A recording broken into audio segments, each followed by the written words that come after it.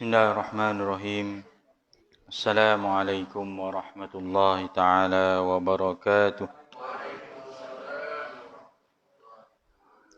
Nabda hadzal majlis qiraati Ummul Kitab Al-Fatihah. A'udzu billahi minasyaitonir rajim. Bismillahirrahmanirrahim. Alhamdulillahi rabbil alamin. Arrahmanir rahim. Maliki yaumiddin. إياك نعبد وإياك نستعين اهدنا الصراط المستقيم صراط الذين أنعمت عليهم غير المغضوب عليهم ولا الضالين آمين. الحمد لله رب العالمين والصلاة والسلام على أشرف الأنبياء والمرسلين وعلى آله وصحبه أجمعين. نحمده ونستعينه ونستغفره ونعوذ بالله من شرور أنفسنا ومن سيئات أعمالنا من يهده الله فلا مضل له ومن يضلله فلا هادي له أرسله بالهدى ودين الحق ليظهره على الدين كله ولو كره الكافرون. قال الله تعالى في كتابه العزيز يا أيها الذين آمنوا اتقوا الله حق تقاته ولا تموتن إلا وأنتم مسلمون. صدق الله العظيم. أما بعد. Tuan-tuan hadirin dan hadirat yang dirahmati Allah Subhanahu wa taala. Alhamdulillah, marilah kita sama-sama merafakkan setinggi-tinggi syukur kita kehadrat Allah Subhanahu wa taala di kesempatan kita pada malam ini dapat bersama-sama kita berkumpul melaksanakan solat fardu maghrib berjamaah dan kita memberikan kesempatan masa untuk kita bersama-sama dalam majlis ilmu pada malam ini. Apatah lagi kita sedang pun berada di gerbang untuk menuju bulan Ramadan Al-Mubarak yang beberapa minggu sahaja lagi kita akan tiba. Jadi mudah-mudahan Allah Subhanahu wa taala terus memberikan kekuatan kepada kita agar kita dapat istiqamah dengan amal ibadah kepada Allah Subhanahu wa taala dan kita dapat bersama-sama mengimarahkan bulan Ramadan. Bagaimana yang kita rasa agak sedih pada tahun lalu kita tidak dapat sama-sama mengimarahkan Ramadan di masjid maupun di surau. Jadi bulan Syaban inilah merupakan antara bulan yang Allah Subhanahu wa taala berikan kelebihan yang mana disebutkan oleh satu hadis Nabi sallallahu alaihi wasallam apabila ditanya oleh sahabat Nabi Usamah bin Zaid, ya Rasulullah, ma araka tasumu syahran minasy-syuhur ma min Sya'ban. Maka Nabi sallallahu alaihi wasallam menjawab, qala dzalika syahrun yaghfulun nasu anhu baina Rajabin wa Ramadan. Sahabat Nabi Usamah bin Zaid tanya kepada Rasulullah sallallahu alaihi wasallam, ya Rasulullah, aku tidak pernah melihat kamu berpuasa banyak hari berbanding bulan Syaban ini. Maknanya selain daripada bulan Ramadan, Nabi sallallahu alaihi wasallam berpuasa yang banyak, puasa sunatnya ialah di bulan Syaban ini. Maka Nabi SAW bagi tahu bulan Syaban ini ialah bulan yang mana yaghfulun nasu anhu, yang dilalaikan oleh sebahagian manusia baina Rajabin wa Ramadan. Di antara Rajab dan Ramadan, bulan Syaban inilah bulan yang sering dilalaikan oleh manusia. Kerana apa? Kerana bulan Syaban ini juga iaitu turfa'ul a'mal ila Rabbil Alamin. Diangkat amalan kita kepada Allah Subhanahu wa taala. Nabi kata fa'uhibbu, aku suka, aku gemar amalan aku, anturfa amali wa ana shaimun, dalam keadaan aku berpuasa kepada Allah Subhanahu Wa Taala. Jadi tuan-tuan, ambillah kesempatan kita semakin hampir Ramadan, kita perbanyakkanlah amal ibadah khususnya yang kita nak laksana di dalam bulan Ramadan nanti. Antaranya berpuasa sunat, bersedekah, membaca Al-Quran, sembahyang malam dan sebagainya. Itu antara amalan-amalan yang boleh kita lakukan untuk memenuhkan ibadah kita di dalam bulan Syaban ini, yang punya kelebihan diangkat amalan oleh Allah Subhanahu Wa Taala. Baik tuan-tuan yang dirahmati Allah Subhanahu Wa Taala, insya-Allah malam ni kita sambung kuliah pengajian kita. Kita berada pada muka surat 115. Saya ingat dalam perenggan yang ketiga, ya. Muka surat 115 perenggan yang ketiga. Kita dah selesai sehingga ayat 11, ya.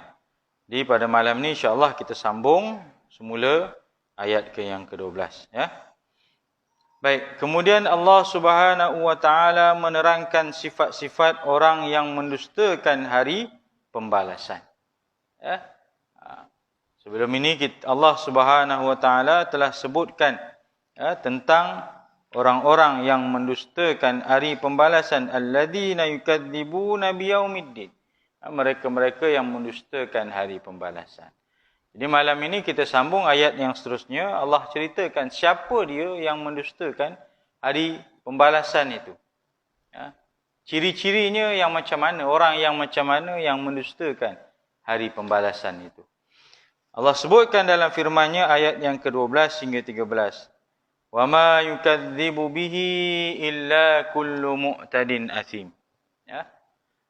Idza tutla alaihi ayatuna qala asatirul awwalin. Yang bermaksud, dan tidak akan mendustakan hari pembalasan itu melainkan setiap orang yang melampaui batas lagi berdosa, yang apabila dibacakan kepadanya ayat-ayat kami, ia berkata itu adalah dongengan orang-orang dahulu kala. Tiga golongan yang disebutkan oleh Nabi SAW, iaitu yang pertama orang yang melampaui batas. Yang kedua, orang yang melakukan dosa. Yang pertama al-mu'tad, al-mu'tadin. Yang kedua al-athim, orang-orang yang melakukan dosa. Yang ketiga, orang-orang yang memberikan alasan bahawa ayat-ayat Allah Ta'ala ini adalah kisah dongengan orang-orang yang terdahulu. Tiga ni golongan. Baik, yang pertama kita tengok tuan-tuan, orang yang melampaui batasan. Dalam Al-Quran banyak yang dirakamkan oleh Allah Ta'ala tentang amaran orang-orang yang melampaui batas, melanggar batasan. Al-Mu'tadin ini maksudnya ialah yang melanggar garisan. Melanggar garisan. Maknanya dia ada sempadan setakat itu. Kalau lebih daripada itu, dia dikira melampaui batasan. Begitulah agama, kita ada batasan yang agama tetapkan.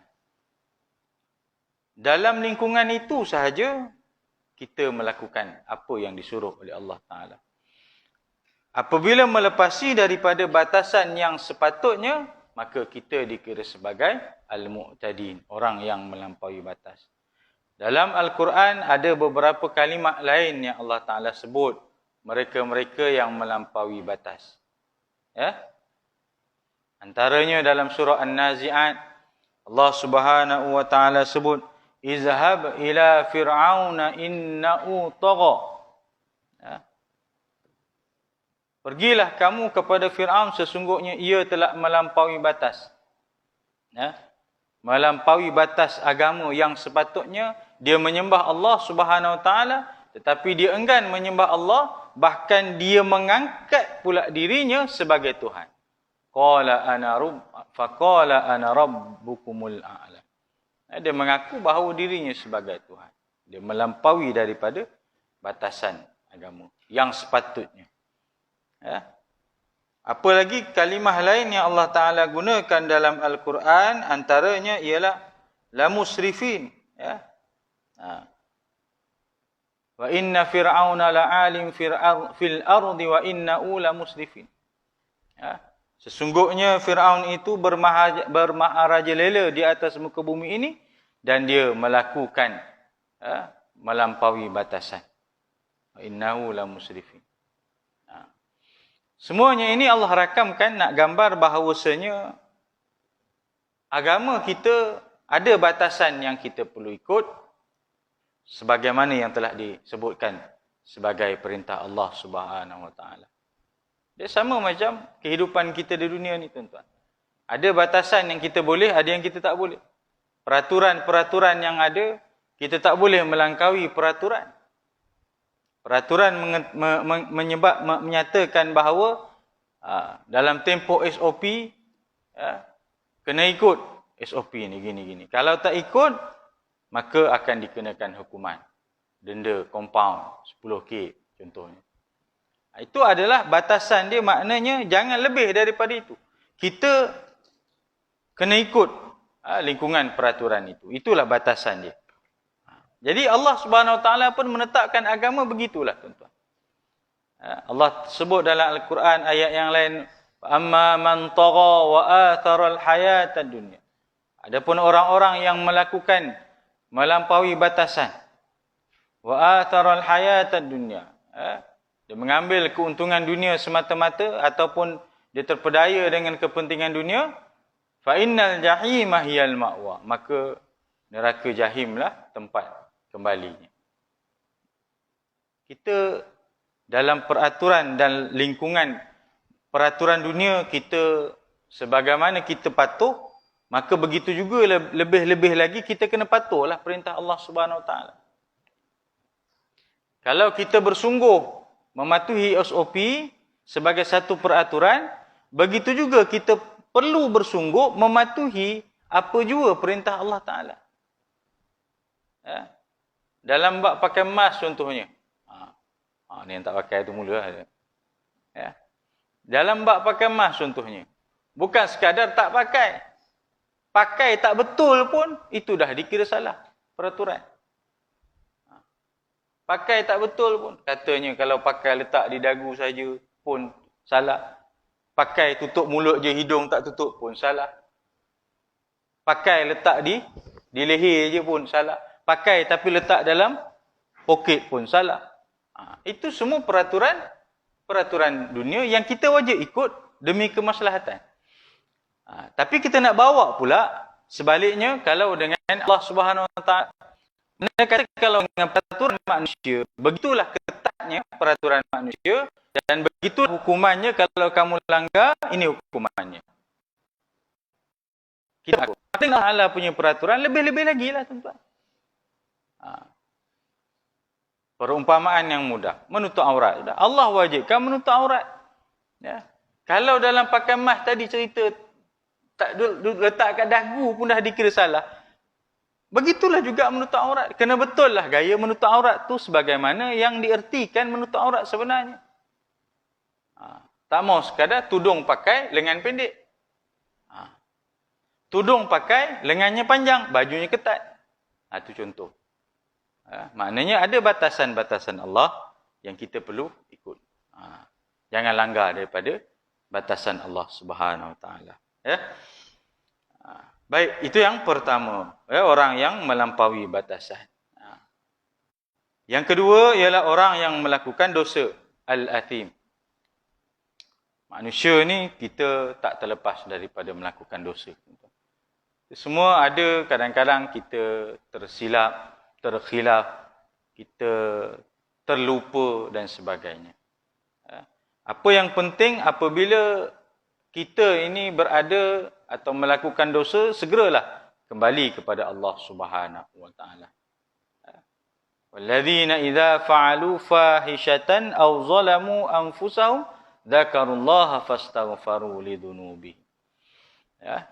Mereka-mereka yang melakukan dosa fahisyah, walladzina idza fa'alu fahishatan aw zalamu, atau melakukan kezaliman pada dirinya, dzakarullah, cepat-cepatlah ingat atau kembalilah kepada Allah Subhanahu Wa Taala. Fastaghfaru lizunubi, mintalah ampun kepada Allah Taala atas dosa yang kita lakukan. Yang disebut dalam Al-Quran ini, orang yang al-athim ini, orang yang melakukan dosa ini, tuan-tuan, membawa maksud bahawa pertama dia melakukan dosa. Dalam tafsiran kita boleh katakan dia orang yang melakukan dosa. Yang kedua, orang yang sukar nak buat baik. Dia sukar nak buat baik. Maknanya dia dalam dunia ni ada dua je pilihan amalan. Perbuatan kita ni dua je. Buat baik, buat jahat. Kalau dia tak buat baik, maka dia akan buat jahat. Kalau dia tak buat jahat, dia buat benda yang baik. Ada tak tengah-tengah, tuan? Saya bukan buat benda jahat. Tapi yang kamu buat ni jahat. Dia tengah-tengah. Dia bukan baik. Baik pun tidak, jahat pun tidak. Ada? Tak ada. Kalau dia sembahyang, maknanya dia buat benda baik. Dia tak buat benda jahat. Kalau dia tak sembahyang, maknanya dia buat benda jahat. Dia tak buat benda baik. Dia antara baik, jahat. Jadi kalau dia tak boleh buat benda baik, maka dia juga tergolong di kalangan orang yang al-athim tadi. Orang yang melakukan dosa. Ya. Ada orang yang susah untuk berbuat baik, tuan-tuan. Dia rasa tak selesa buat baik. Ya. Dia nak datang masjid ni, dia rasa janggal. Dia rasa macam kekok. Dia nak duduk dengar majlis ilmu, dia rasa macam kekok, macam macam tak biasa. Nak buat sembahyang sunat, dia rasa macam kekok. Kalau tak sabit kerana tujuan yang lain, aku tak buat sembahyang sunat ni. Ya. Ada orang yang macam tu, tuan-tuan. Dia rasa macam berat dirinya nak buat kebaikan. Jadi, kena sentiasa cek balik. Diri kita ni macam mana? Adakah diri kita ni mudah nak buat baik atau mudah nak buat jahat? Kalau kita ni tergolong di kalangan orang yang mudah buat baik, jangan kita seronok pula. Memang kita seronok, tapi kita kena hati-hati kerana syaitan akan ganggulah orang yang suka buat baik ni. Tapi orang yang rajin buat jahat, hati-hati jugalah. Betul lah, hati-hati juga. Cumanya hati-hati jangan hanyut dengan kejahatan itu. Dari sudut gangguan syaitan, syaitan tak ganggu dah. Syaitan kata, dia pun lagi teruk pada aku. Buat apa aku nak kacau dia? Ya. Jadi kalau orang yang rasa sukar nak buat kebaikan, maka dia juga termasuk di kalangan orang yang melakukan kejahatan. Ya. Orang nak baca Quran pun dia rasa berat. Dia rasa macam, nak suruh puasa, nak suruh sembahyang tu pun dia rasa macam. Apatah lagi bukan sekadar nak buat perintah Allah tu dia rasa berat. Bahkan dia rasa tak ada apa-apa kalau dia tinggal pun. Ya. Dia rasa macam tak ada apa lah, tak sembahyang bukan ada apa pun. Ya. Tak puasa bukan ada apa pun. Habis tinggi, ya, berdosa je kata dia. Dosa tu pada dia mungkin macam tak ada apalah. Jadi ada manusia yang macam tu kedudukan dan situasi dia. Jadi kita muhasabah diri kita, tuan-tuan. Kita ni tergolong di kalangan orang yang macam mana? Sama ada kita ni sentiasa melakukan kebaikan ataupun di antara golongan mereka yang berada dalam melakukan dosa kepada Allah Subhanahu Wa Taala. Bagi orang-orang yang melakukan dosa ni, yang hatinya mudah buat dosa.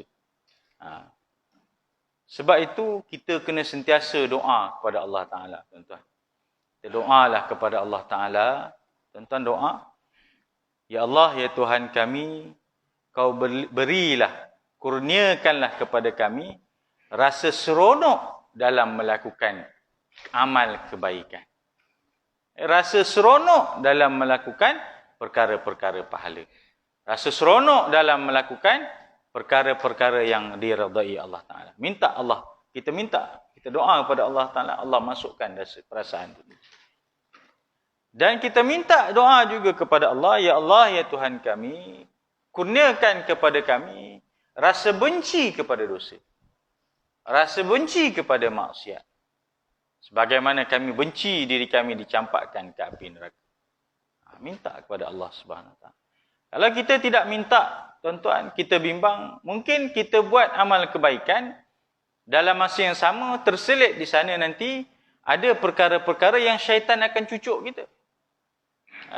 Sehingga menyebabkan amal kebaikan yang kita lakukan itu habis dan sia-sia. Begitu sahaja. Sebab itu doalah kepada Allah Subhanahu Wa Taala. Ada beza orang yang sentiasa hatinya terpaut nak buat baik dengan hatinya rasa kata apa? Sukar untuk melakukan kebaikan. Kalau orang-orang yang hatinya sentiasa terpaut untuk melakukan kebaikan, bagi contoh Al-Quran. Bila dia dengar baca Al-Quran, wa iza tuliyat alaihim ayatuhu zadatuhum imana wa ala rabbihim yatawakkalun. Bila dia dengar Allah Ta'ala punya firman, dia dengar ayat-ayat Al-Quran, hatinya merasa bertambah keimanan. Ayat yang sebelum tu, gementar hatinya. Hatinya, wajilat qulubuhum.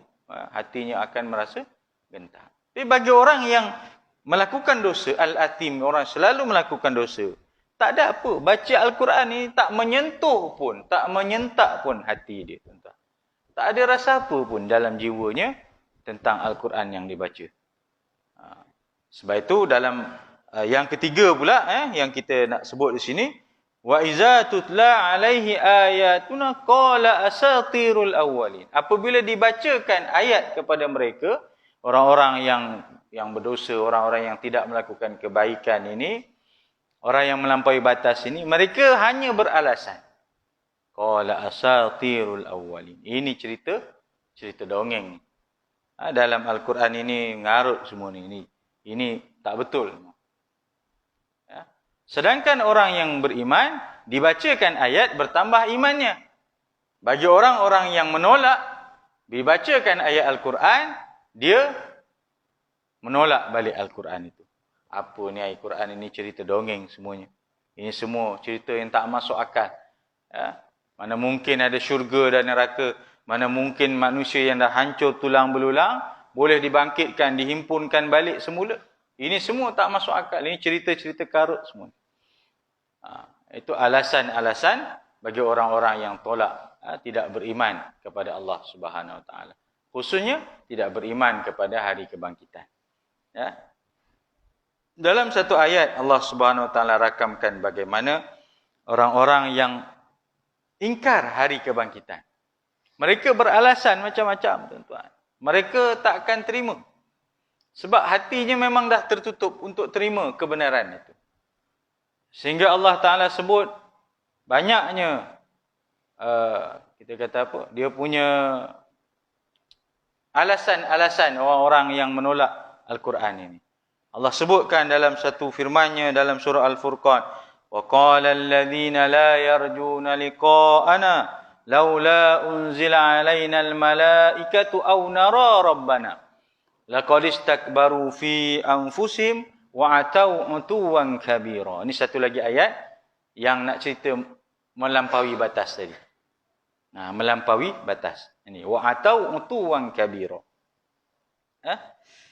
Apa dia? وَقَالَ الَّذِينَ لَا يَرْجُونَ لِقَاءَنَا. Berkatalah orang-orang yang tidak percaya. Mereka ni akan dibangkitkan, bertemu dengan hari kebangkitan. Allah rakam dah dalam Al-Quran.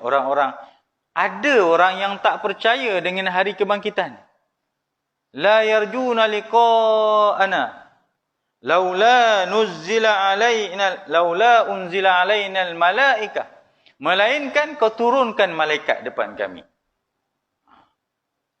Dahlah ada orang tidak beriman, menolak Al-Quran, minta pula macam-macam. Kalau betul Al-Quran ini wahyu daripada Allah, datangkan malaikat depan-depan kami. Tak cukup dengan disuruh datangkan malaikat, turun. Biar malaikat tu datang depan-depan kami. Au nara rabbana. Ataupun kau bawa Tuhan tu datang menghadap kami depan-depan. Au nara rabbana. Ataupun bawa kami pergi jumpa Tuhan kamu. laqad istakbaru fi anfusihim. Ya, sungguhnya mereka ni orang yang sombong, bongkak. Wa atau utuwan kabira. Mereka melampaui batasan. Itu masuk golongan orang melampaui batas. Ada orang yang berdakwah, menyampaikan dakwah Islam. Dia kata, dia ajak masuk Islam. Saya takkan masuk Islam selagi mana kamu bawa Tuhan kamu tu depan saya, ajarkan tentang Islam, baru saya masuk Islam. Hampa macam tu. Ada. Ya? Ada. Ada yang keras hati, tak mau menerima Islam. Ada yang hatinya terbuka. Dia pun tahu Islam ni agama yang bagus, tapi belum sampai hidayah barangkali. Ya? Belum sampai hidayah. Ya? Saya pernah sebut sebelum ni, jiran pejabat kami, ya, di Selekuh, pejabat agama. Dia bukan Islam lah, tapi dia mesra lah, kita bersembang. Ya, saya bagi satu buku, tuan-tuan. Buku apa tajuk dia? Islam untuk semua. Tapi buku tu dalam bahasa Mandarin lah. Buku tu, tulisan tu dalam bahasa Mandarin. Itu salah satu cara kita nak berdakwah ni. Kita bagi sesuatu yang mereka suka. Tapi kita taklah cakap, ini buku you baca, jangan tak baca. Kita tak cakap lah. Nanti seolah macam paksa pula. Kita bagi gitu je lah. Kita bagi. Ya, kita doa lah. Mudah-mudahan ada asbab hidayah. Ya, ada asbab hidayah mereka dapat masuk dalam agama Islam kita. Ya, yang tolak-tolak lah. Yang lembut hati ada juga. Ya, mereka pun tahu bahawa Allah Ta'ala itu wujud. Mereka tahu bahawa Allah itu satu-satunya Tuhan. Tetapi itulah barangkali hidayah tu tidak sampai. Ataupun barangkali ada rasa takut dengan sebab keluarga, orang sekeliling dan sebagainya. Ya. Okay. Jadi mereka-mereka yang dibacakan ayat Al-Quran ini, mereka tetap tolak. Ya. Sebahagian mereka kata ini ngarutlah, cerita tak masuk akal. Qala asatirul awwalin, ini cerita-cerita orang-orang dulu-dulu. Macam kita kata cerita dongeng. Kita kan banyak cerita dongeng kan. Ya. Yang mana cerita tu barangkali kita anggap macam cerita rakyat lah. Cerita nak memberikan perumpamaan, nak memberikan semangat kepada anak-anak kecil. Cerita-cerita yang dimainkan lah, sentiasa dimainkan. Contohnya kita kata si tanggang kan. Itu dongeng ke memang betul? Betul ke dongeng kan? Tuan-tuan lagi lama daripada saya. Dongeng. Ya. Tapi ada tak orang marah bila cerita? Engkau kena wajib taat. Kalau tak engkau derhaka dengan mak ayah, nanti kau kena sumpah jadi batu. Tak adalah, setakat ni orang tak adalah tolak. Kau jangan percaya cerita si tanggang ni. Ya. Tapi acap kali kita dengar lah cerita tu ada kan. Dalam masyarakat. Kita kecil-kecil dulu itulah yang didengarkan. Apa lagi? Batu belah. Batu belah. Batu bertangkup. Nama batu belah tu ada sekarang, tempat tu ada kan. Tapi saya tak pastilah memang itu dulu tempat berlakunya batu belah tu, wallahualam. Ataupun sahaja je letak nama batu belah. Di Kelang tu kan. Wallahualam lah. Ya, batu belah, batu bertangkup. Makanlah aku, telahlah aku. Aku kempunan telur tembakul. Telur tembakul ke? Ke telur ayam ke? Telur tembakul ke? Acap kali diceritakan kepada kita. Maknanya ibarat begitulah kita kata.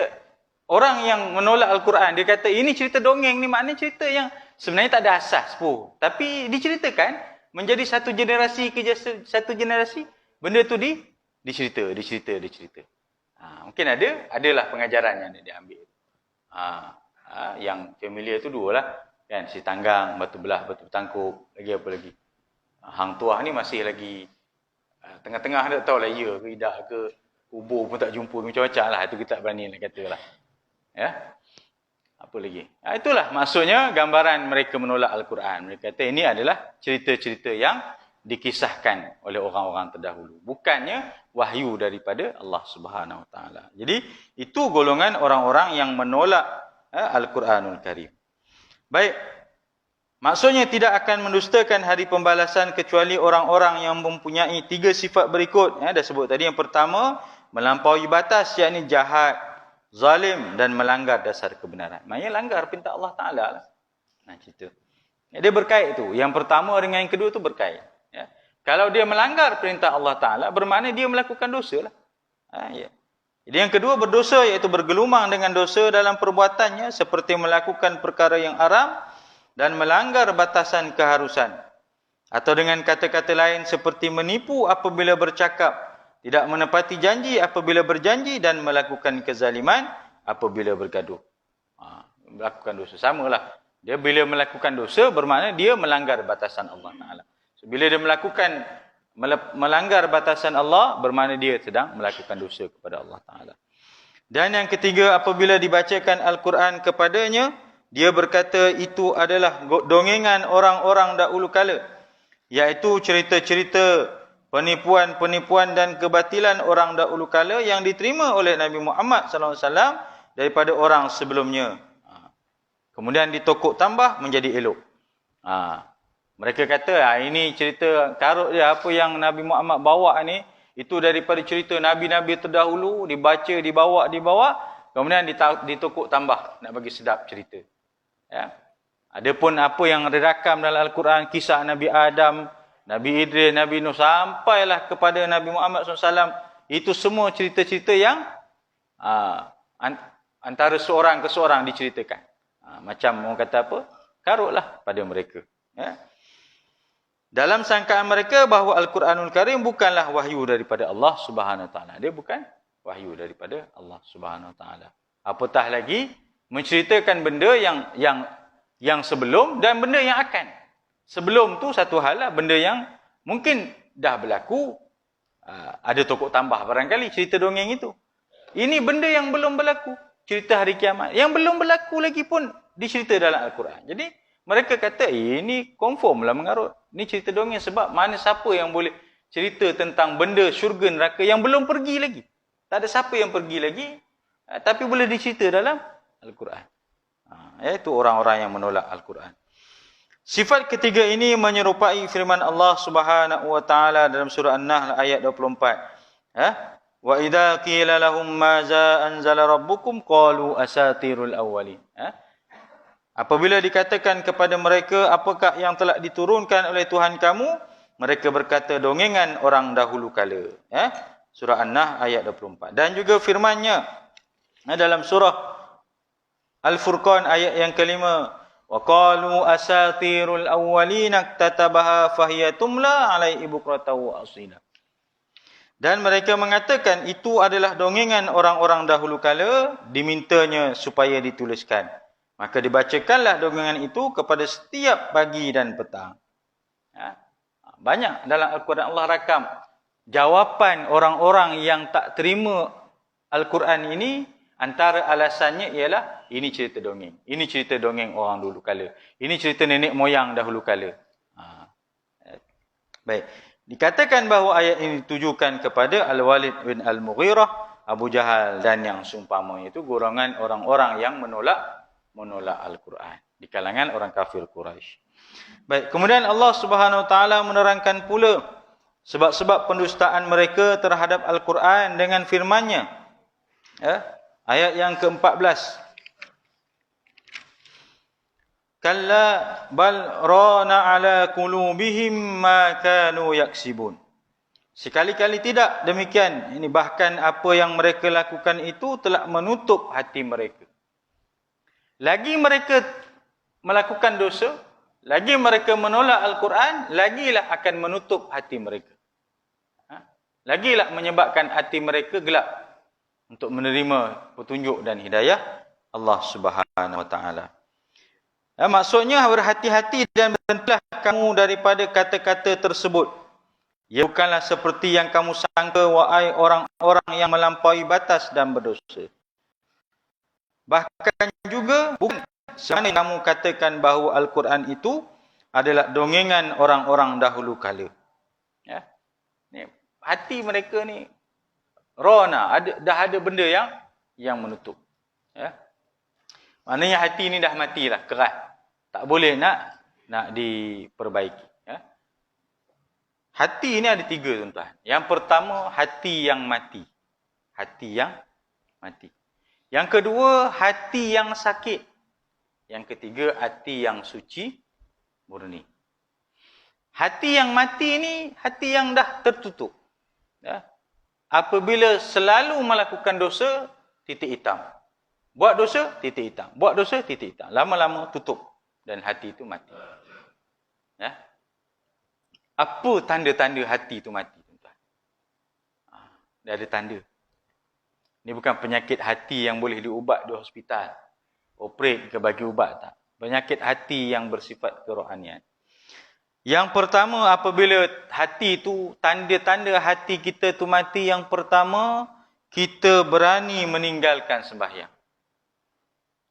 Sembahyang adalah tiang agama. Kalau berani saja-saja tinggalkan sembahyang, itu dah mula hati menjadi mati. Ya. Sembahyanglah punca segala amalan kita. Tiang kepada agama kita. Kalau dia suka mempermain-mainkan sembahyang, dia suka endah tak endah tang sembahyang, itu tanda-tanda hati dah mula mati. Yang pertama. Yang kedua apa dia? Ya. Apabila dia merasa biasa, tenang, walau melakukan dosa setiap hari. Tuan-tuan, kalau Allah campakkan nilai iman pada kita, tuan-tuan, jangankan dosa, kadang-kadang kita terlepas buat amal sunat dia. Jangankan buat dosa, terlepas amalan sunat. Contohnya, kita dah biasa baca Quran. Kita dah biasa sembahyang sunat selepas fardu. Kita dah biasa tahajud.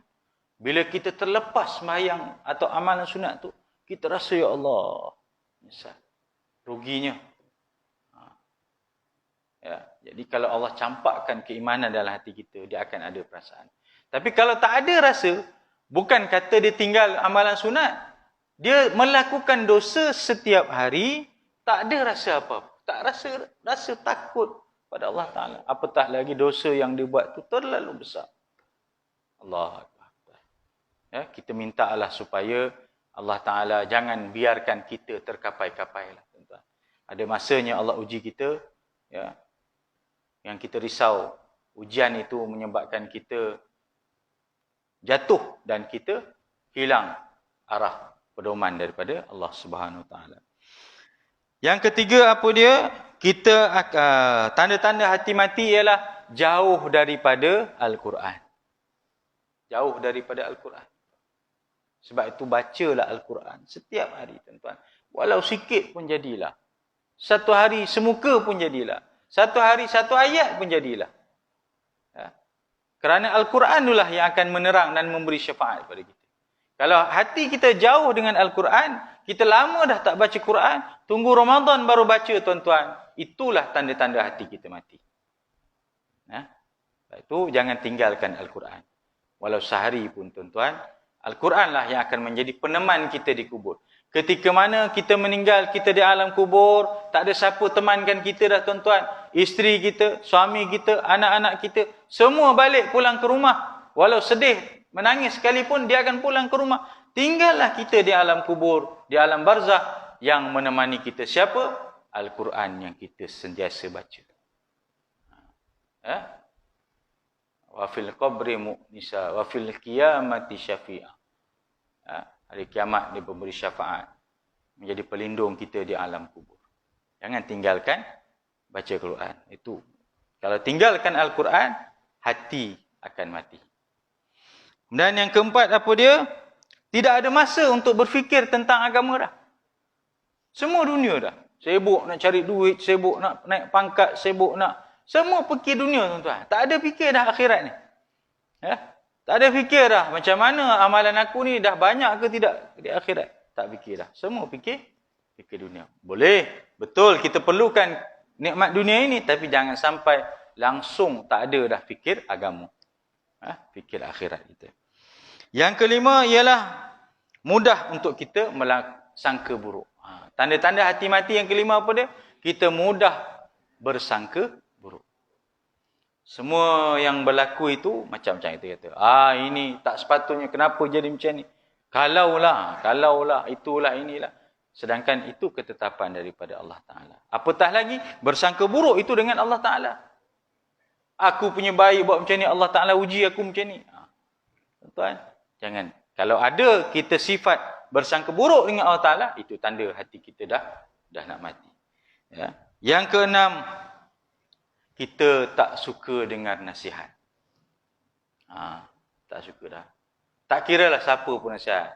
Mak ayah, kawan, orang lebih tua pada kita, ustaz, para ulama, kita tak mau dengar. Aku tak mau dengar dah cakap siapa pun. Syurga masing-masing lah. Kau mau buat, kau mau sudah. Aku lah aku. Aku buat dosa pun aku yang tanggung, kan? Kau mau yang tanggung.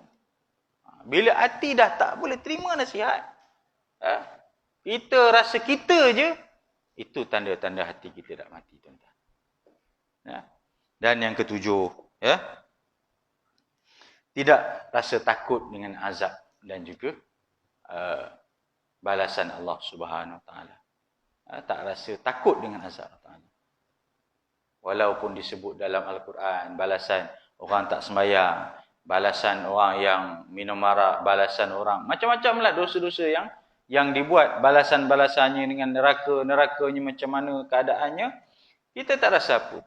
Bahkan relax sahaja kita melakukan dosa. Maknanya itulah tanda-tanda hati kita akan mati. Ataupun hati sedang mati. Hati dah mati.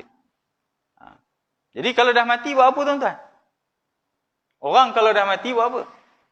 Masuk hospital lagi? Tak ada dah. Tanam je. Tapi kalau hati dah mati, boleh tak dibaiki balik? Boleh. Boleh.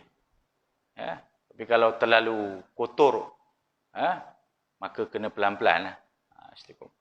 Baik, yang pertama hati yang mati. Yang kedua, hati yang sakit. Hati yang sakit ni apa? Hati yang hidup tetapi dia cacat. Dia buat baik, namun kadang-kadang dalam pada kebaikan yang dia buat tu ada juga kejahatan-kejahatan yang dia buat. Ada juga dia terjerumus kepada hasutan syaitan. Itu hati-hati. Hati yang sakit. Yang ketiga, hati yang suci murni.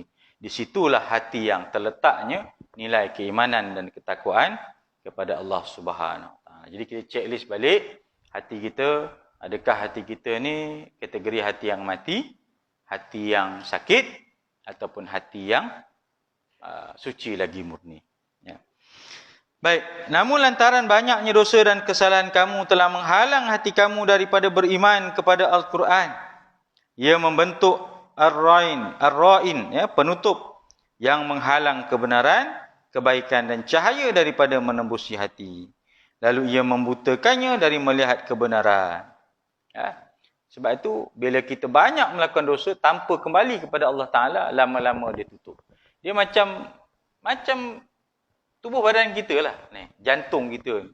Kalau kita tak jaga kesihatan, kolesterol, rokoknya, lama-lama jantung ni akan sumbat.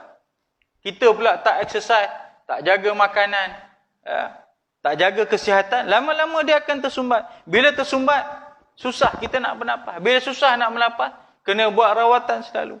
Akhirnya lama-lama kita pun sukar dah, kita pun tak sihat, lama-lama kita pun dah habis nafas, tak boleh bernafas. Gitulah juga hati ni. Buat dosa, hitam. Buat dosa, titik hitam. Akhirnya habis penuh semua. Bila penuh semua, sukar nak buat baik. Sebab dia dah tak ada rasa nikmat buat baik tu. Sebab tu dia kena pelan-pelan. Penutup ar-ra'in, menyumbat hati orang-orang kafir. Oleh itu Allah berfirman, hati mereka telah tersumbat, bererti hati mereka tertutup. Allah sebut dalam Al-Quran, apa dia? Innal ladzina kafaru sawa'un a'andartahum am lam tundirhum fahum la yu'minun. Orang-orang kafir ini sama ada kamu bagi dia peringatan atau kamu tak bagi dia peringatan, dia tetap macam tu, tidak beriman kepada Allah Ta'ala. Sebab apa? Sebab sudah ada tertutup hatinya. Kita harap mudah-mudahan Allah Ta'ala tidak menutup hati kita dan sentiasalah kita berusaha menyucikan hati kita. Kita ambillah sepotong hadis Nabi ni sebagai penutup. Nanti yang baki tu kita sambung, tuan-tuan. Bagus hadis ni. Memang cantik sangat. Nabi SAW bersabda, meriwayatkan daripada Abu Hurairah bahawa Rasulullah SAW bersabda, Innal abda idza aznaba zamban nuktat nuqtatu fi qalbihi nuqtatun sauda fa in taba wa naza'a wastaghfara sukila qalbuhu wa in 'ada zadat hatta tughlafa qalbah wa zalika ranul ladzi dzakarahu Allah subhanahu fil Quran. Sungguhnya seorang hamba itu apabila ia melakukan satu dosa, maka berbintiklah di hatinya satu bintik hitam. Satu hitam. Ya. Sekiranya ia bertaubat dan meninggalkan perbuatan itu serta memohon keampunan. Kalau dia bertaubat, memohon keampunan, maka hatinya akan bersih. Sekiranya ia mengulangi perbuatan dosa tersebut, maka bintik itu akan bertambah sehingga meliputi seluruh hatinya. Itulah ra'in yang disebut oleh Allah Subhanahu wa taala dalam Al-Quran. Ya, jadi tuan-tuan, kita manusia biasa, memang bukanlah kita nak gunakan itu alasan kita buat dosa. Alah, kita kan manusia, nanti kita buat dosa, kita buatlah balik, taubat kepada Allah Taala. Bukanlah itu untuk kita jadikan sandaran. Bermaksud bahawasanya apabila kita sedar ada dosa yang kita buat, ataupun tak perlu sabitlah kita rasa, ada dosa ke tidak? Hari ni aku rasa tak ada dosa aku buat, tak payahlah bertaubat. Taubat setiap hari. Baik itu lepas sembahyang, astagfirullahalazim, astagfirullahalazim. Ya? Jangan sentiasa rasa diri kita ni dah bersih. Rasalah bahawa ada saja dosa dalam diri kita yang memungkinkan kita perlu sentiasa meminta ampun dengan Allah Subhanahu Wa Taala. Insya-Allah Allah Maha Pengampun setiap dosa yang kita lakukan. Bila kita segera kembali kepada Allah Taala, insya-Allah mudah-mudahan Allah sucikan hati kita, dan kita kena terus kekal istiqamah agar hati kita tidak dinodai dengan dosa. Wallahu a'lam. Tuan, saya rasa cukup sekadar itu untuk kuliah kita malam ini. Mudah-mudahan ada manfaat daripada kita bincangkan pada malam ini. A'udzubillahi minasyaitonirrajim. Bismillahirrahmanirrahim. Allahumma ij'al jam'ana hadza jam'an marhuma wa tafarruqna min ba'dihi tafarruqan ma'suma. Allahumma nawwir qulubana bi nuri hidayatika kama nawwartal arda bi nuri syamsika abadan abada bi rahmatika ya arhamar rahimin. Rabbana atina fid dunya hasanah wa fil akhirati hasanah wa qina adzabannar. Wa sallallahu ala sayyidina Muhammad wa ala alihi wa sahbihi ajma'in. Walhamdulillahil alamin. Kita tangguh dengan tasbih kafarah dan salatul asr. Subhanakallahumma wa bihamdika asyhadu an la ilaha illa anta astaghfiruka. Bismillahirrahmanirrahim. Illal ladzina amanu bis-shalihat tawasaw bil haqq tawasaw bis sabr. Sadaqallahu. Assalamualaikum warahmatullahi taala wabarakatuh.